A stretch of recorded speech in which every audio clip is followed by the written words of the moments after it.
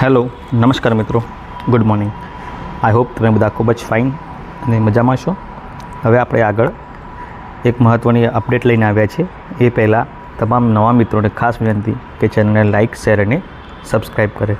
તમને ખબર હશે કે આરપીએફ હોય છે. આરપીએફ એટલે રેલવે પ્રોટેક્શન સ્પેશિયલ ફોર્સ છે.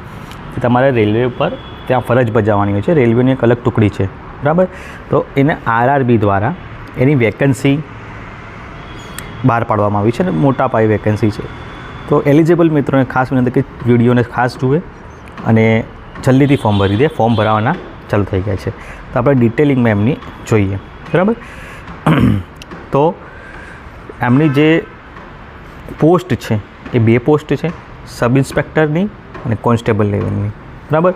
15 તારીખથી ચાલુ થઈ ગઈ છે અને હજુ તમારી પાસે મહિનો છે. 14/5 સુધી તમે એને ભરી શકશો. ઓકે, તો 14/5 સુધી તમે એક્ઝામની આખી સિસ્ટમ સમજી લો, ફોર્મ ભરી દો. ત્યાર પછી ટોટલ જે વેકન્સી છે એનું એક બાયફર્ગિકેશન છે. તો સબ ઇન્સ્પેક્ટર છે અને લેવલ 6 પ્રમાણે, બરાબર છે. અને એનું જે સેલરી હશે પે લેવલ, અને કોન્સ્ટેબલનું છે એ પે લેવલ 3.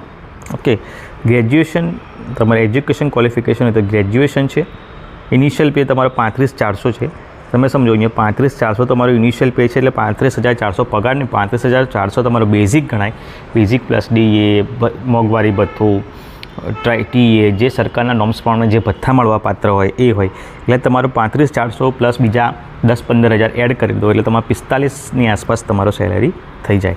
જે તમારો મેડિકલ લેવામાં આવશે એ B1 પ્રકારનું મેડિકલ લેવામાં આવશે. એટલે જે પણ મિત્રો છે અત્યારે એક પ્રાઇવેટમાં ટ્રાય કરાવી દો એટલે તમારી ક્વોલિફિકેશનની આઈડિયા આવી જાય. એજ જે છે 1/7/2024 પ્રમાણે તમારી એજ હોવી જોઈએ સબ ઇન્સ્પેક્ટર માટે 20 થી 28 વર્ષની હોવી જોઈએ, 1/7/24 પ્રમાણેની, બરાબર. અને મેક્સિમમ જે ક્રાઇટેરિયા મુજબ અલગ અલગ કેટેગરી મુજબ મળવાપાત્ર જે છૂટછાટ છે એજમાં એ મળશે. ઓકે, જે સબ ઇન્સ્પેક્ટરની છે ઓછી જગ્યા છે, 452, પણ આમ વધારે કહેવાય. તો એના માટે તૈયારી ચાલુ કરજો. પછી કોન્સ્ટેબલને તો લેવલ 3 છે.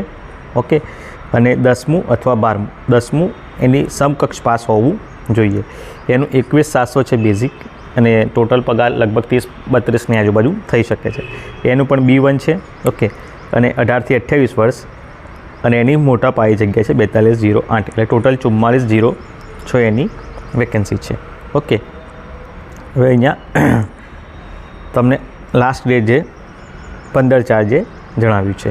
ઓકે, હવે એજ મેં તમે આગળ જઈએ એ પ્રમાણે 21/7/4 મુજબ 18 વર્ષ હોવા જોઈએ, 18 થી 28 વર્ષ, બરાબર. ફિઝિકલ મેજરમેન્ટ જે એમનું હોય છે તો 2 પ્રકારનું છે. ફિઝિકલ મેજરમેન્ટ સ્ટાન્ડર્ડ અને મેડિકલ સ્ટાન્ડર્ડ અહીંયા દર્શાવેલા છે. ઓકે, રિઝર્વેશન એન્ડ સબસ્ટેન્સ અહીંયા જે છે PWD શોર્ટમાં સમજાવી દઉં. જે ફિઝિકલી ડિસેબલ હોય એમના માટે જગ્યા નથી, કારણ કે ઓબ્વિયસલી પોલીસ ફોર્સમાં PWD માટે જગ્યાઓ હોતી નથી, બરાબર. રિઝર્વેશન ફોર એક્સ સર્વિસમેન હોય છે. રિઝર્વેશન ફોર 50%, બરાબર. વુમન માટે અહીંયાથી જે ટોટલ પોસ્ટ છે, બરાબર, એમાંથી 15% પોસ્ટ જે છે વુમન માટે રિઝર્વ રાખી છે. ST OBCને જે પ્રમાણે મળે છે એ. ઓકે, અને મોડરેટ ઓફ એક્ઝામિનેશન શું છે તો પહેલું છે CBT એટલે કોમ્પ્યુટર બેઝડ ટેસ્ટ, બરાબર. 120 માર્ક્સની તમારી ટેસ્ટ હશે, 120 માર્ક્સની ટેસ્ટ હશે. ઓકે, અલગ અલગ કેટેગરી પ્રમાણે અલગ અલગ લેવાના છે, પરંતુ તમારે ઓછામાં ઓછા 30 થી 35% માર્ક્સ લાવવાના જરૂરી છે. એટલે તમે કોઈ પણ કેટેગરીમાં તમારે 50% માર્ક્સની આશા રાખવાની. ઓકે, ફી જે છે એ ₹500 છે, બરાબર, ફોર ઓલ કેન્ડિડેટ્સ, બરાબર, ₹500. અને જે SC ST x servicemen, female minorities, economically backward class EBC માટે એમના માટે ₹250 છે, બરાબર. બેંક ચાર્જીસ સાથે તમારે CBT ભરી દેવાનું છે. આ ભરશો તો તમને CBTમાં બેસવા દેવામાં આવશે. ઓકે,